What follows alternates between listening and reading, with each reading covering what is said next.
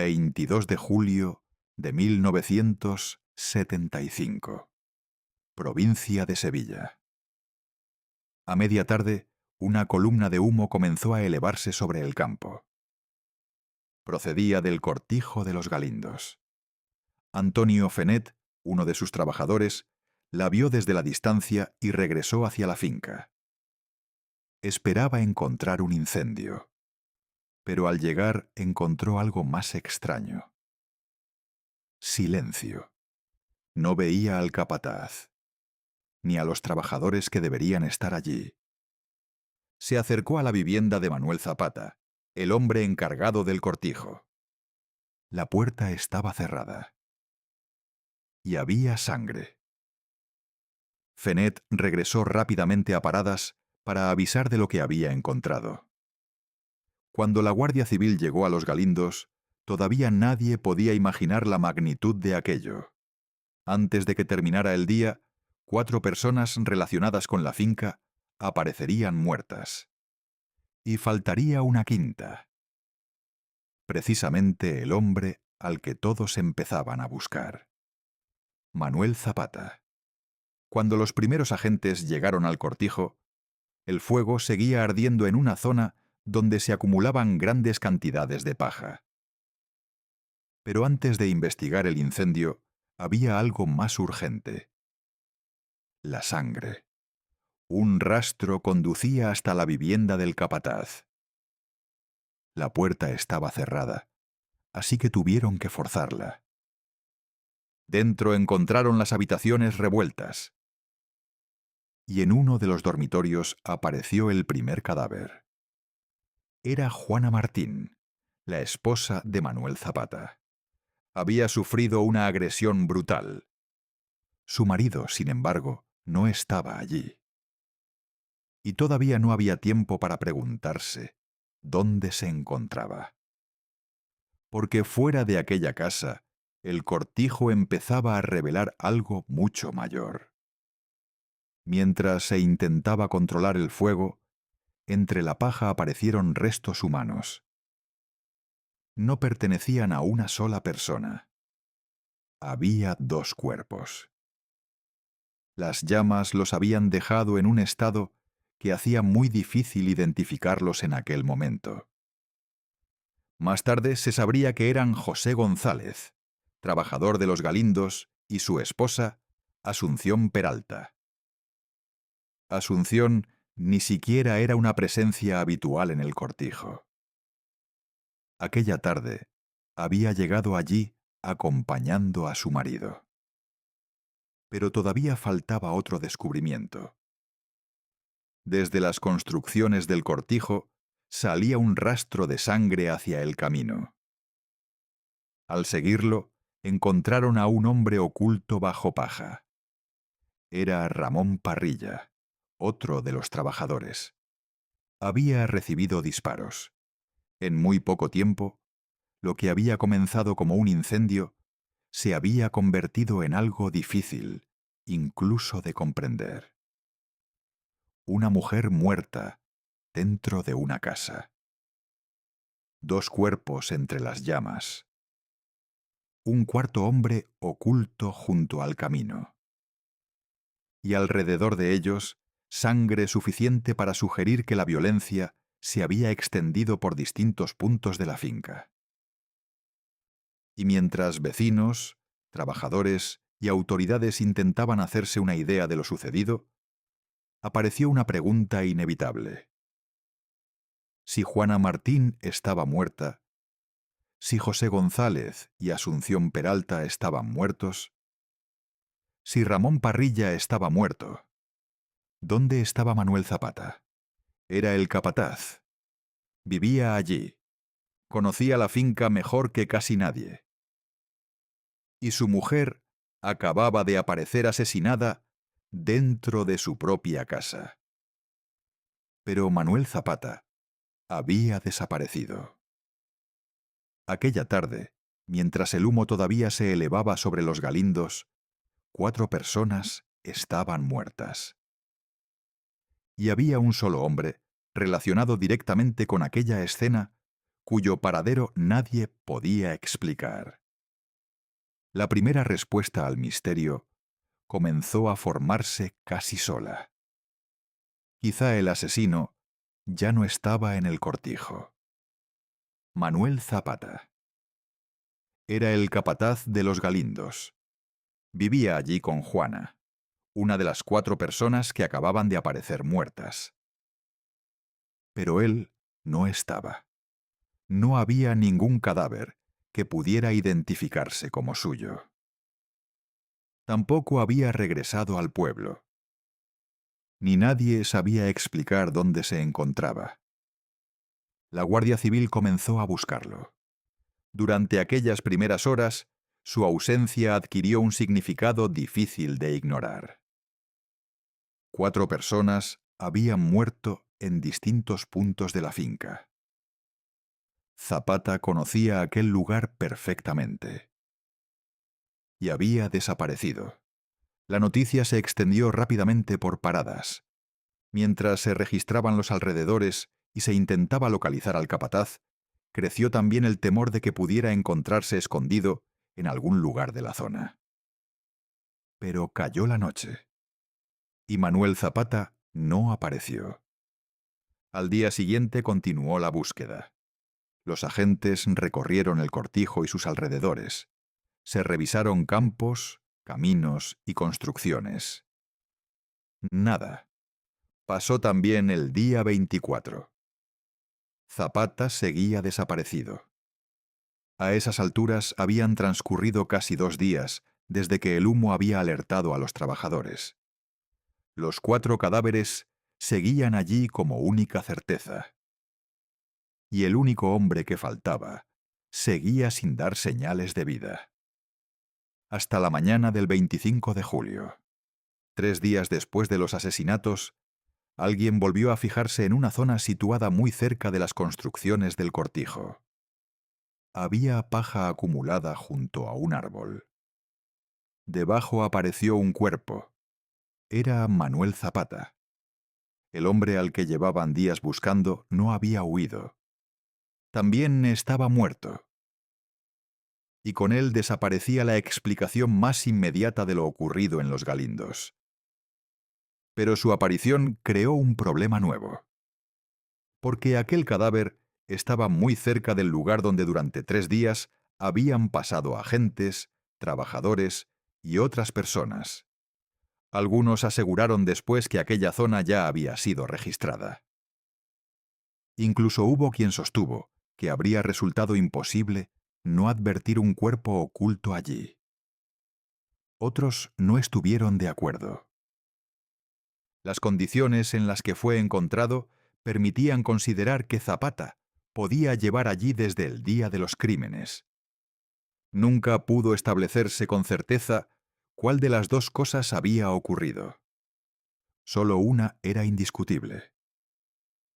El 22 de julio se habían encontrado 4 muertos y faltaba un hombre.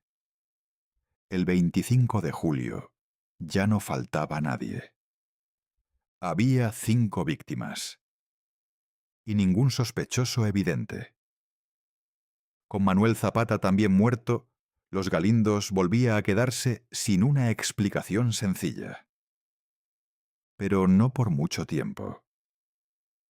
Entre las personas que habían aparecido muertas estaba José González. Era tractorista de la finca. Y poco a poco la investigación empezó a concentrarse en él. La versión que terminó imponiéndose durante aquellos años proponía una secuencia muy distinta. Según esa reconstrucción, José habría tenido un enfrentamiento con Manuel Zapata. La discusión habría terminado con la muerte del capataz. Después, habría matado también a Juana. Más tarde, habría disparado contra Ramón Parrilla cuando éste apareció en el cortijo. Y finalmente habría ido al pueblo a buscar a su esposa, Asunción, para regresar con ella a los Galindos. Allí habría terminado matándola también.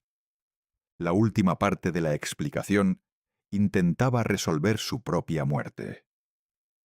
José habría prendido fuego a la paja donde se encontraba el cuerpo de Asunción y habría acabado alcanzado por las llamas.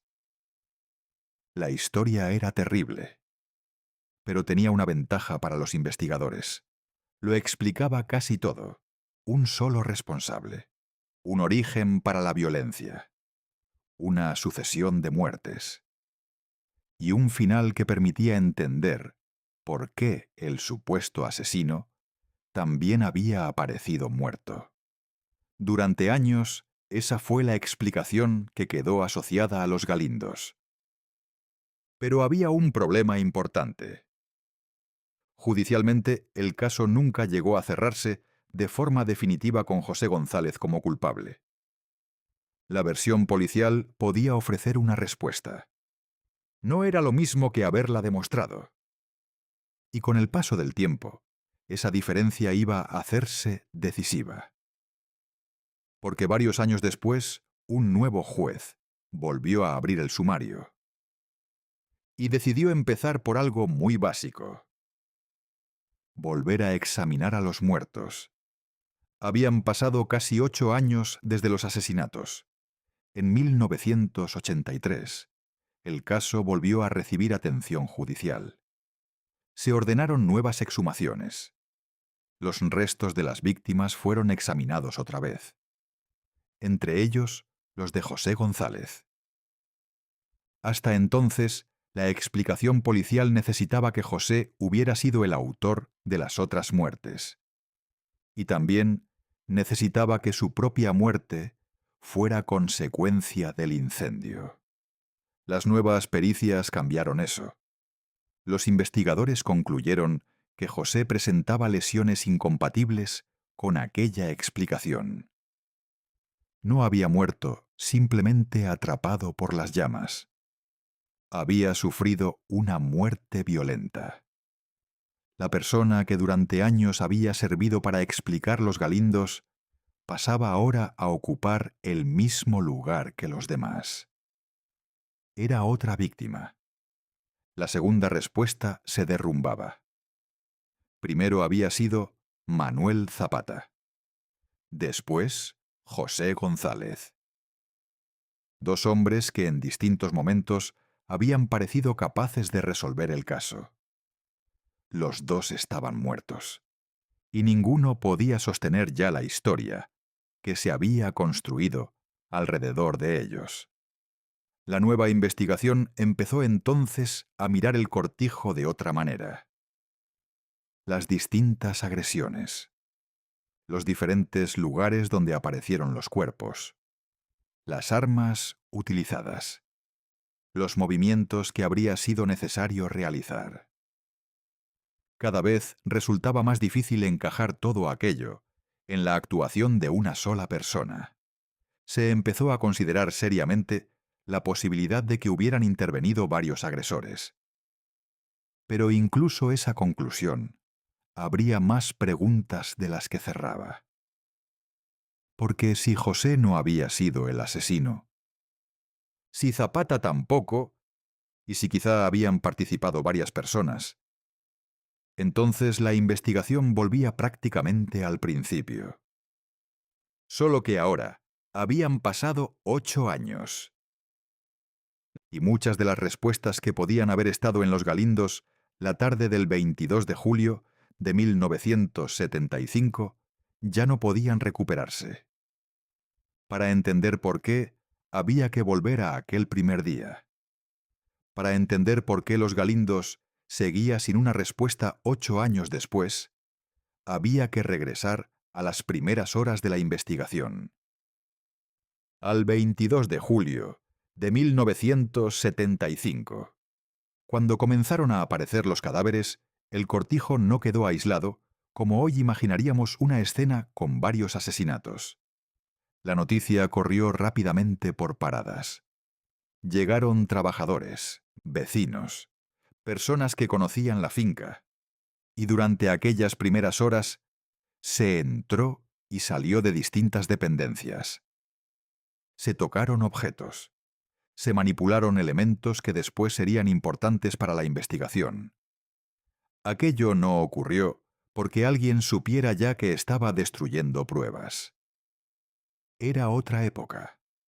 Los medios disponibles eran distintos, y nadie había llegado al cortijo esperando encontrarse con una matanza de aquella magnitud. Pero la consecuencia fue la misma.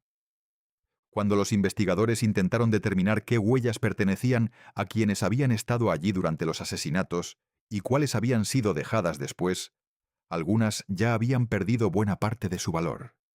Incluso objetos relacionados con las muertes habían pasado por distintas manos. Y la situación judicial tampoco ayudó. La investigación formal tardó en ponerse plenamente en marcha. Durante unas horas decisivas, Los Galindos fue un escenario en el que había más personas entrando que respuestas saliendo. Décadas después, resulta fácil imaginar lo que podría haberse obtenido allí con los métodos actuales. Huellas, restos biológicos, una reconstrucción precisa de movimientos, una escena preservada desde el primer momento. Pero en julio de 1975, muchas de esas posibilidades simplemente no existían. Y otras se perdieron antes de que pudieran aprovecharse. Eso significa que, cuando años después alguien intentaba volver sobre una prueba, casi siempre aparecía una segunda pregunta. ¿Estaba ese objeto exactamente donde lo había dejado el asesino? ¿Quién lo había tocado después? ¿Se había movido un cuerpo? ¿Había sido registrado correctamente aquel lugar? A partir de entonces, Los Galindos ya no era solo un crimen sin resolver. Era también una escena que nunca podría reconstruirse por completo. Y eso hacía especialmente importantes algunos detalles que, desde el principio, se habían resistido a encajar. Otro detalle estaba relacionado con José González. Aquella mañana, José trabajaba en Los Galindos, pero en algún momento abandonó la finca y fue hasta Paradas. Allí recogió a su esposa, Asunción Peralta. Y los dos regresaron juntos al cortijo. Asunción había trabajado allí anteriormente, pero no formaba parte de la jornada habitual de aquel día.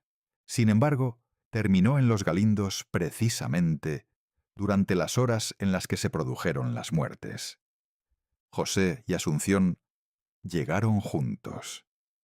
Los dos terminaron muertos, y nunca pudo establecerse con certeza qué hizo que regresaran a la finca aquella tarde. Había, además, otra dificultad. Las 5 víctimas no habían muerto de la misma manera. Había golpes, disparos, cuerpos trasladados, otros ocultos. 2 de ellos habían sido quemados. Cuando la investigación volvió sobre estos elementos años después, empezó a resultar difícil imaginar que una sola persona hubiera realizado toda la secuencia sin ayuda. La posibilidad de varios agresores dejó de ser una especulación marginal.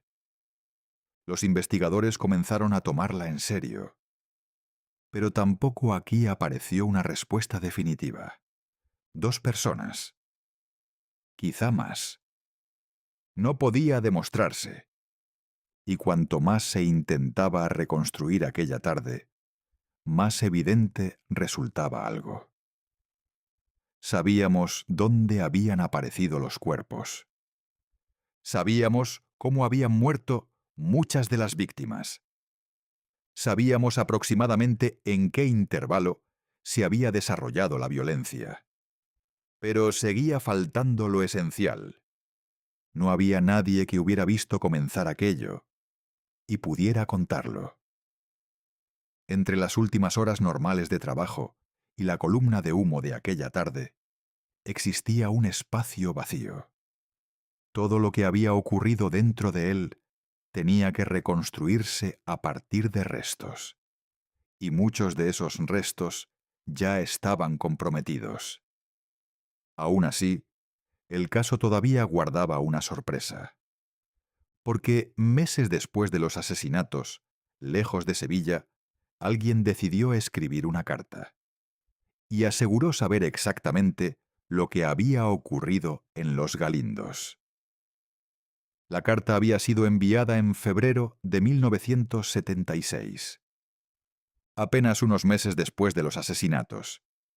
Procedía de Zaragoza y estaba dirigida al alcalde de Paradas. Su autor firmaba simplemente como Juan. Y lo que contaba parecía capaz de cambiar el caso por completo. Aseguraba haber participado en los crímenes de los Galindos. Decía haber recibido dinero. Y señalaba la intervención de otra persona en las muertes. Si aquella confesión era auténtica, alguien relacionado con la matanza había decidido hablar. Pero había un problema. La carta no llegó entonces al juzgado que investigaba el caso. Durante años permaneció fuera del sumario. No fue hasta 1983, cuando Los Galindos estaba siendo investigado de nuevo, cuando aquel documento terminó en manos del juez. Habían pasado 7 años desde que alguien lo había enviado. Se intentó averiguar quién se escondía detrás de la firma, pero la carta tampoco proporcionó la respuesta que parecía prometer. Algunos de los detalles que contenía no coincidían con lo que se sabía de los asesinatos, y nunca pudo demostrarse que su autor hubiera estado realmente en el cortijo. Podía tratarse de alguien implicado. Podía haber conocido información que no era pública, o podía ser simplemente otra persona construyendo una historia alrededor de un crimen que ya había provocado rumores por toda España. No había manera de demostrarlo. Una vez más, Los Galindos ofrecía algo parecido a una solución.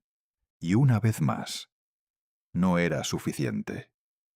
Pero había una palabra en aquella carta que sí coincidía con una de las direcciones que empezaba a tomar la nueva investigación. Dinero. Hasta entonces se habían propuesto explicaciones personales. Una discusión. Celos. Un arrebato de violencia.